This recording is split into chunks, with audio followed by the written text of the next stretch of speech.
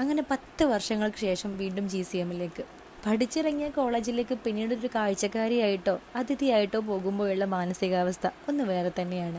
രാവിലെ 9 മണിക്ക് ക്ലാസ് തുടങ്ങുമെന്ന് അറിഞ്ഞിട്ടും കൃത്യം 9:30 ക്ലാസ്സിലെത്തുമ്പോൾ ഗേറ്റ് മുതൽ ക്ലാസ് റൂം വരെ നീണ്ടു നിൽക്കുന്ന ആ വഴിക്കന്ന് വല്ലാത്ത ദൂരെ കൂടുതലായിരുന്നു.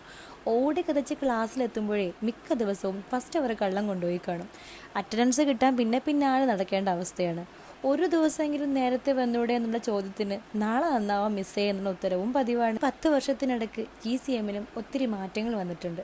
ഒരു കാരണവുമില്ലാതെ ക്ലാസ് കട്ട് ചെയ്ത് ഊഞ്ഞാലാടി ഒരുമിച്ചിരുന്ന് ഏറ്റവും കൂടുതൽ സമയം തള്ളി മറിച്ചിരുന്ന അക്വേഷ്യയും പരിസരവും പഴയതിലും കാട് മൂടി കിടക്കുന്നുണ്ട്. ഞങ്ങൾ 5 പേരും കൈപിടിച്ച് നടന്ന നീളം വരാന്തയിലൂടെ അന്ന് നടന്നപ്പോൾ എഴുതാനുള്ള നോട്ട്സും അസൈൻമെന്റ്സും പ്രൊജക്റ്റൊക്കെയായിരുന്നു അന്നത്തെ വിഷയമെങ്കിൽ ഇന്ന് പറഞ്ഞത് അത്രയും മക്കളെക്കുറിച്ചും വീടിനെക്കുറിച്ചും ഉത്തരവാദിത്തങ്ങളെക്കുറിച്ചൊക്കെയായിരുന്നു. 10 വർഷങ്ങൾക്ക് ഇപ്പുറവും അന്ന് പ്രിയപ്പെട്ടവരായിരുന്നവരുടെ കൂടെ തന്നെ GCMൽ ഇപ്പോൾ നടക്കുമ്പോഴേ വലിയ മാറ്റങ്ങളൊന്നും ആർക്കും തോന്നിയിട്ടില്ല.